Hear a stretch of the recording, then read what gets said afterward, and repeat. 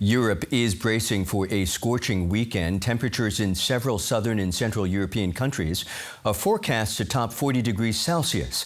That's over 100 degrees Fahrenheit. It follows the world's hottest day recorded last week. Scientists say greenhouse gases and the El Niño weather pattern are forcing up global temperatures. With many people on summer holidays, tourists are being warned to stay out of the heat. Let's get more from journalist Seema Gupta, who's in Rome. Seema, we're seeing red alerts in cities across Italy. Why is this happening? Well, essentially, you're right about those red alerts happening here in Rome as well, and Florence. And as you saw, cities where you have lots of tourists visiting over this summer vacation period. Now, the authorities say that this is because of hot air coming from Africa over Europe. But you're also having this heat dome effect, is what they're calling it, where essentially you have an area of high pressure on the same place over an extended period of time. And that traps the hot air in that area. So you have these types of weather patterns, but you're also having increased global warming. We've seen these extreme temperatures in the last couple of years. In 2021, Sicily saw the highest recorded temperature in Europe of 48 degrees. And back last year, the Nature Science Journal said some 18,000 people lost their lives because of the heat in Italy. We've already seen one man die up north near Milan as he was working outdoors. We also had reports of a man collapsing under the heat here in Rome, waiting outside the Colosseum. Just how bad is it, and how are authorities preparing for what's expected to be the hottest day ever? Well, the Italian health ministry has sort of issued like a 10-point rules or advice that they say that people can use to deal with the extreme heat. And it's essentially common sense. Things like don't go out during the hottest hours of the day, wear light clothing, eat light, hydrate, drink lots of water, and also store your food carefully because, of course, it can go bad in this period, and help your pets deal with the heat. So really lots of practical measures that people can put in place, but also to keep an eye out for the most fragile in society, particularly the elderly, many of whom may even just forget to drink. And so it's important to remind them. The authorities are saying one has to look after oneself, stay indoors during those crucial hot hours in the afternoon. All of those instructions, Seema, during what is expected and always is the peak tourist season in Europe. How are people coping with the day-to-day? Well, it is very tough. Of course, the buildings here lack a certain amount of insulation. They don't have air conditioning as such. And yes, you're right. All those tourists, travelers coming, and the streets are crowded and packed with people here in Rome. Here in the city, the people have put up misting tents. Health officials are on hand to help people if they're feeling unwell. And Italians themselves escaping to the beach over this holiday period, trying to get some respite in the Mediterranean Sea. But of course, it's important to take all those measures and stay out of the heat and out of the outdoors if possible during those hot hours. That's journalist Seema Gupta in Rome. Many thanks as always, Seema. So let's cross over to Malaga in baking hot Spain, where DW correspondent Jan-Philipp Schultz is standing by for us. Jan-Philipp, temperatures in Spain expected to reach 40 degrees Celsius. Can you tell us what that feels like there? Well, I would certainly prefer to be in the water behind me, but I can still consider myself lucky because I managed to escape from the worst heat in the interior of the country yesterday. And here at the coast, it's a little bit more bearable. When I was still in Sevilla 2 days ago, there were still temperatures of 42 degrees in the evening. And when I went to a supermarket just to buy a few things, I could see a young woman collapsing inside the supermarket. So with those temperatures, it's very difficult to maintain an everyday life. Yeah, it's downright dangerous for many. What are authorities doing to make sure that vulnerable people aren't facing life-threatening conditions here?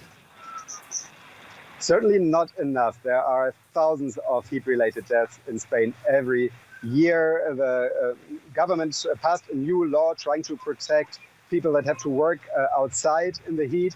But the weakest point is probably still old people and senior residencies. There are a lot of those places that don't have air conditioning. And of course, this can become life-threatening. Another weak point are schools. Schools are usually closed here in the summer from July to September. But with those heat waves hitting the country earlier and earlier, classroom temperatures are a big danger too. Yes, we know it's going to be absolutely sweltering this weekend. Can you tell us more about what we can expect in the coming days? There will probably be a new heat wave hitting Spain tomorrow with temperatures above 43 degrees. It's going to be the third heat wave this year already. One heat wave hit the country as early as May. So it doesn't only affect the health of the people, of course, it affects farming. It increases the risks of wildfires and many more areas are affected here. Well, thank you so much for joining us in that heat. That's Jan-Philipp Schultz from Malaga, Spain. Let's bring in journalist Daphne Tolis for more from Athens. Daphne, the Acropolis we've seen there has been temporarily closed. What else are authorities doing to keep people safe? Yes, hello from Athens. Indeed, the Acropolis, one of the country's major tourist attractions, has shortened its opening hours for a second day today because of the extreme heat. Parks in Athens will also remain closed today because there's a risk of forest fires. And people are urged to stay inside, keep hydrated, wear light clothes, wear a hat if they need to go out, and reduce movement outside. So local authorities through Greece's Civil Protection Ministry have been issuing these warnings and urging people, especially elderly people or people with existing health problems, to stay indoors and keep hydrated.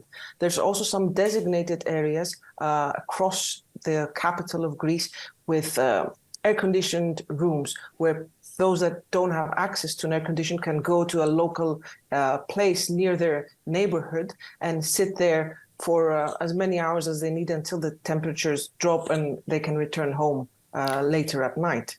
So it's a very serious situation, of course, not only for the people who live there, also for visitors. This is peak tourist season in Europe, and many people are flocking to Greece. Are you seeing some very miserable travelers there? Well, exactly. But, for Greece, Greece has been grappling with heat waves every summer, especially in July and August. But this year, we've had a huge amount of people visiting. Same as last year, but we are seeing an increase here in Athens of people visiting. Despite these soaring temperatures, people will still go to the attraction sites, the major ones in the Acropolis, as we mentioned, Plaka area. So I've seen people even walking with hats, with sunglasses, with bottles of water, sitting, even having dinner outside. There are some water mist fans that some restaurant businesses have put in the Plaka area just to cool temperatures down. So they are still brave enough to go outside and visit these sites because I assume this within their schedule while visiting Greece. And I spoke to a couple of tour guides that basically, offer and do some tour visits in the Acropolis. They are against this of closing the Acropolis. They think that this is the time that everyone works and people are responsible for their own well-being. Yeah, a huge economic impact there as well. Well, thank you so much for bringing us up to speed. That's a journalist, Daphne Tolis, joining us from Athens. Thank you.